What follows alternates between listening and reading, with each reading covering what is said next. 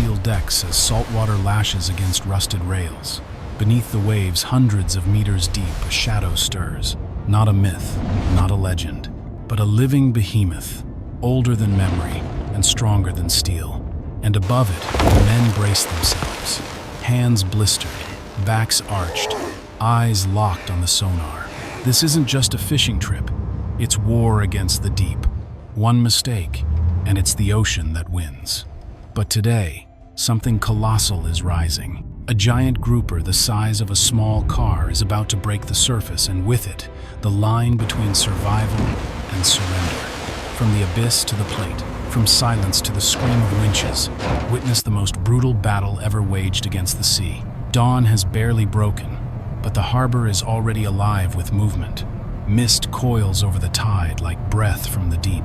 A steel-hulled trawler creaks at the dock, its deck slick with seawater in anticipation. Boots clatter across metal as men in orange, navy, and yellow raincoats move with practiced rhythm. Some laugh softly, sipping from steaming cups. Others silently coil thick ropes, their hands calloused from years at sea. This isn't just another voyage, it's a calling. The air smells of diesel and salt, and somewhere beneath it all, something older, something waiting. Engines rumble to life, low and steady, as the ship begins to pull away from land. The city fades into a blur of gray behind them, its lights swallowed by the ocean's horizon. Above, gulls scream like a warning. Below, nothing but dark water and deeper silence.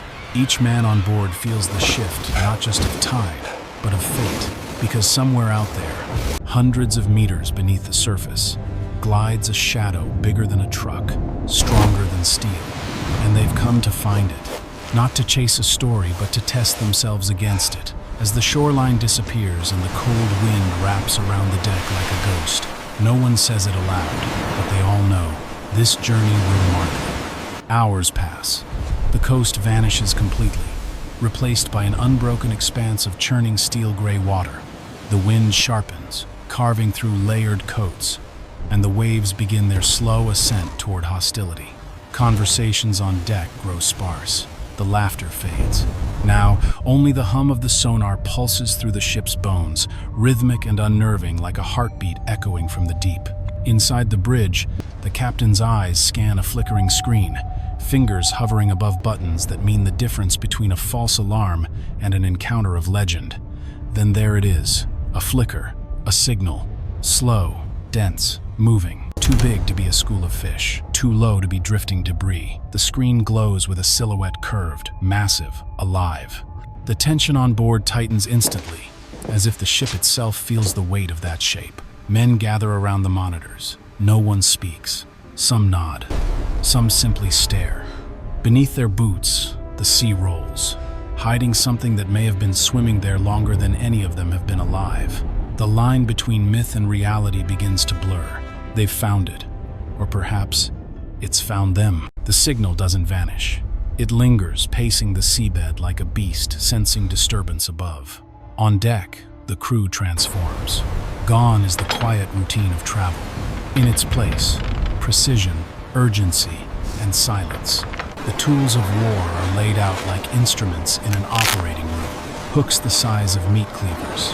Industrial winches humming low like sleeping giants. Steel cables thicker than a man's wrist are uncoiled and checked, loop by loop. Gloves are tightened, raincoats cinched, every knot double-checked.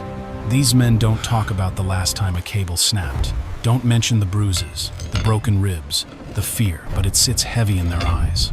They know what's coming. One prepares the harpoon, its shaft gleaming in the dim light. Another stands over the bait, hands moving with almost reverent focus as he threads it fresh, oily, irresistible onto the massive barbed hook. Below them, the grouper waits, a shadow with jaws that could swallow a man whole. They've read the records, heard the stories, 45 kilos, 90 kilos, even 150, but none of it matters now. Not until the line tightens and the deck shudders. The ocean is still. The ship breathes in. The hunt is about to begin. The bait descends slowly into the dark, vanishing from view as the winch unwinds in a long metallic whisper. Silence overtakes the ship. Not even the gulls cry now. The sea seems to hold its breath. Then, without warning, the line jerks. Not a twitch. A violent, bone-deep tug that rattles the railing and sends a ripple of panic through the deck. "He's on!" someone shouts, and chaos erupts. Boots thunder. Gloves grip. The winch groans as the line goes taut, straining against something far below that pulls with impossible force. It's like hooking a freight train in reverse, alive, angry, and buried in blackness. Water churns where the line vanishes, boiling with bubbles and motion. The rod bends dangerously. The crew braces. One man nearly loses his footing. "Hold it!" Another barks, sweat already glistening despite the cold. The grouper doesn't just resist, it descends, dragging hundreds of meters of steel with it like thread. Every second, the pressure mounts. The cables hum. The ship tilts, groaning under the sudden force. They are no longer fishermen. They are combatants in a silent war with a creature born in the abyss. The ocean has answered. Then it happens, a flash of movement beneath the surface. A blur of dark muscle. The line snaps sideways with a crack, throwing up a geyser of seawater. And just for a moment, the giant reveals itself. The grouper bursts from the deep like a submarine breaching, its massive body twisting in the spray. Scales shimmer like wet armor under the morning light, eyes black and unreadable, jaws clamped tight. The impact against the hull is thunderous. Steel shudders. Men stagger. Tools clatter across the deck. It's not just big, it's monstrous. A mass of raw muscle and ancient instinct. Then, just as suddenly, it vanishes again, crashing back into the sea with a splash that drenches half the crew. The deck is chaos. One man's glove is ripped. Another shouts for the winch to adjust tension. The grouper dives, dragging the line down with it deeper, stronger, as if daring them to follow.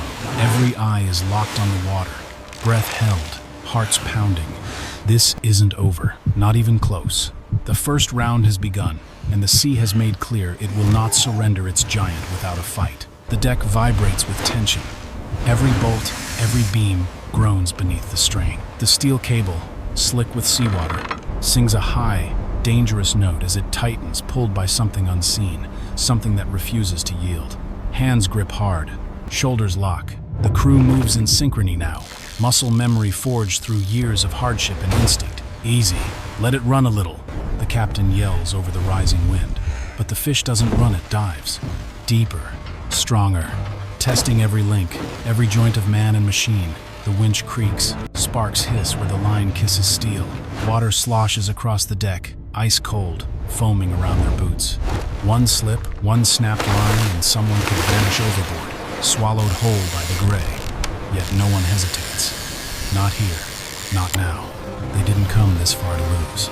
Grunts rise with each crank of the reel. Backs arch, jaws clench. The battle becomes personal. One heartbeat against another. One world against another. Somewhere below, the grouper thrashes, its tail sending shockwaves through the deep. But above, aboard the cold iron deck, the men refuse to let go. Not until the giant gives in, or something breaks. A sudden slack in the line. For one terrifying second, they think it's gone. Then an eruption. The sea explodes as the giant grouper breaches, not leaping, but rising like a submarine, forced upward by fury.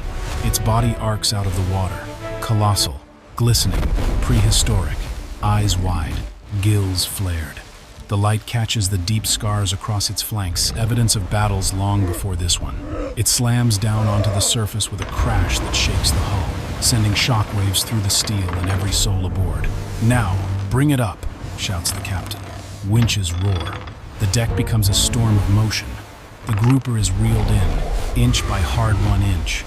Its head emerges first massive, armor-plated, jaws open in protest. Then the shoulders, the tail, the full weight of a titan raised from the underworld. With one final heave, the line jerks, and the fish slams onto the deck with a sound that silences everything. No cheers, no commands. Just the groan of iron beneath the weight of something that doesn't belong in the world above. Water pools beneath it. The creature heaves once, then stills. And for a moment, even the sea seems to pause, as if acknowledging the fall of a king.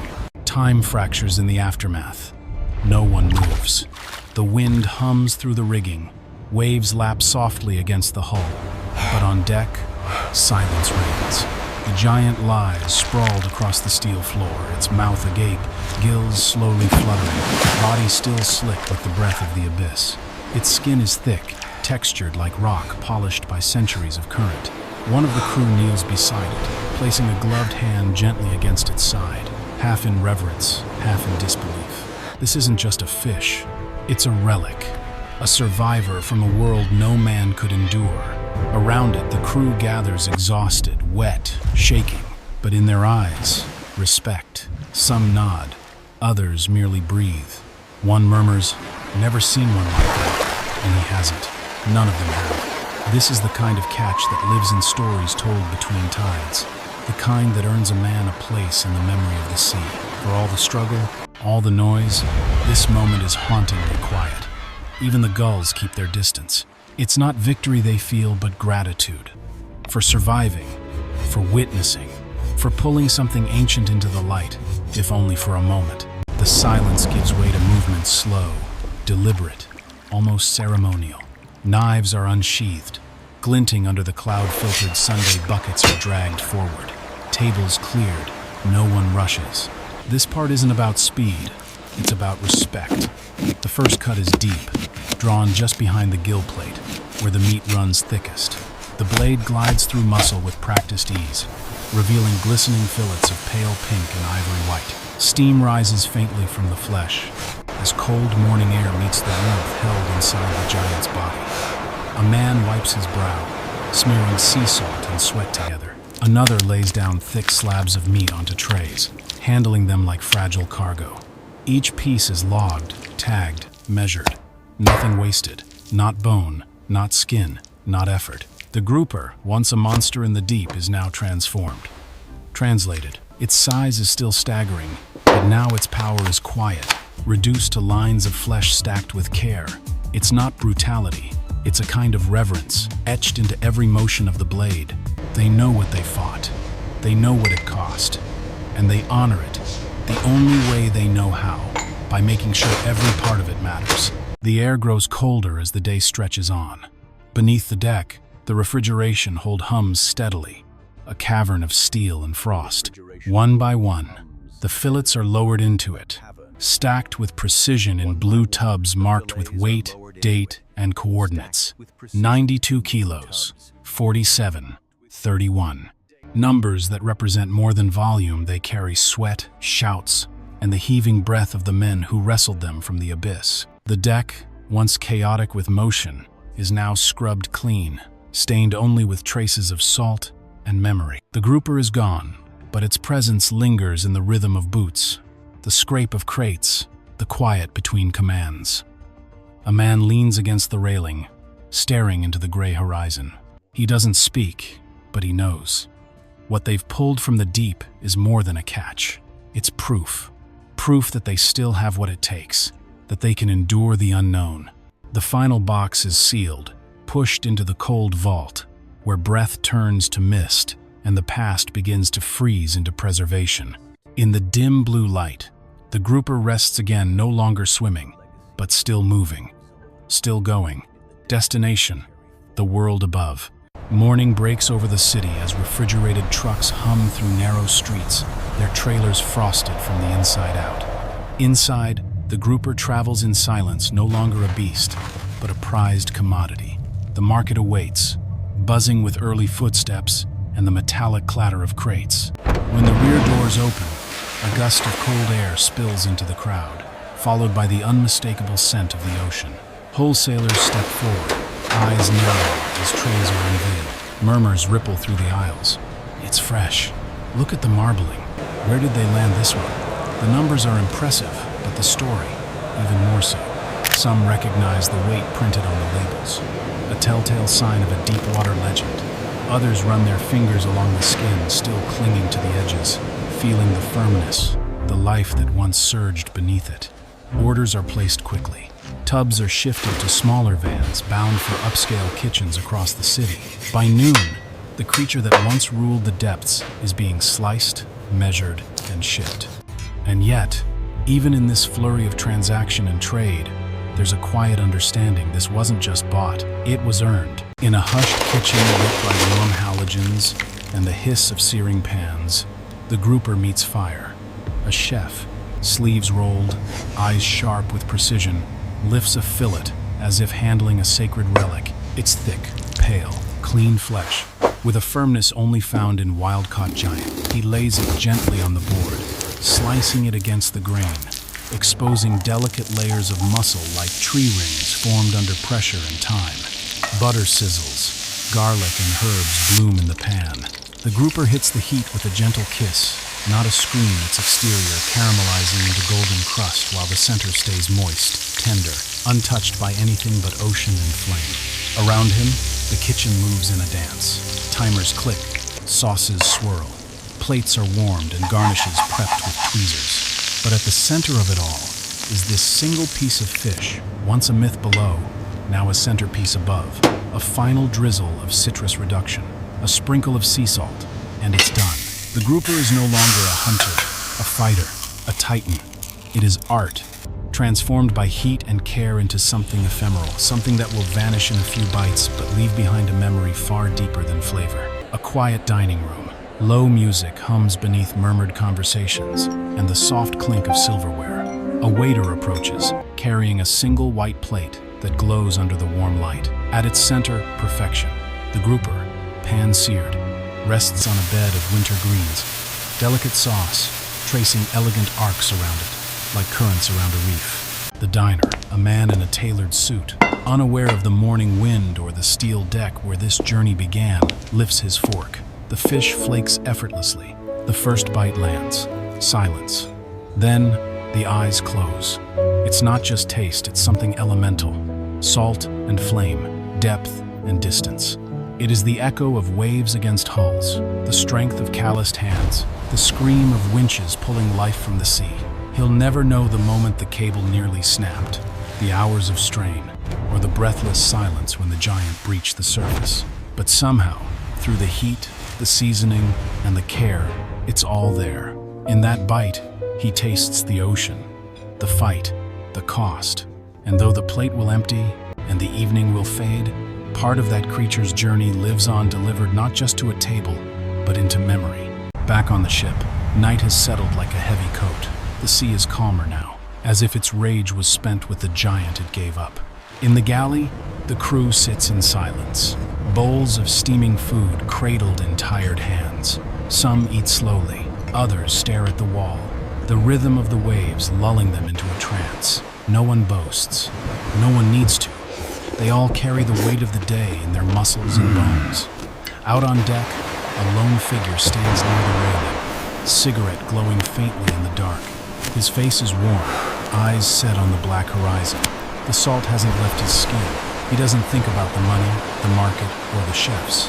He thinks about the pull of the line, the surge of the winch, the moment the deck went quiet. They are not warriors, not heroes, just men who answered the call of something bigger than themselves. They go where others won't, risk what others won't. And for what? A catch, a story, a silent bond with the sea that only they understand. The kind forged not in words, but in waves, sweat, and silence. Morning creeps back in as the ship cuts through the returning fog, its hull stained with salt, its hold empty but heavy with memory. The harbor reappears like a ghost familiar, unchanged, unaware of what transpired beyond the line of sight. The men pack away ropes and rinse the deck, but their movements are slower now, quieter, like the final pages of a long book. The grouper is gone, its flesh delivered, its story half told. But the sea has left something behind. Not a scar, but a mark. A silence that settles deep in the chest. The kind only earned when you've stared into the depths and pulled something ancient from them. For every catch like this, there are 10 that got away. And yet they return again and again, not just for the fish, but for what the ocean reveals in them. Grit, fear, instinct, awe. On shore, no one will see it. No one will know. But in the eyes of these men, beneath the salt and shadow, something glimmers: pride, humility, and the quiet understanding that they were part of something real, something bigger. The hunt is over. The ocean, for now, is still.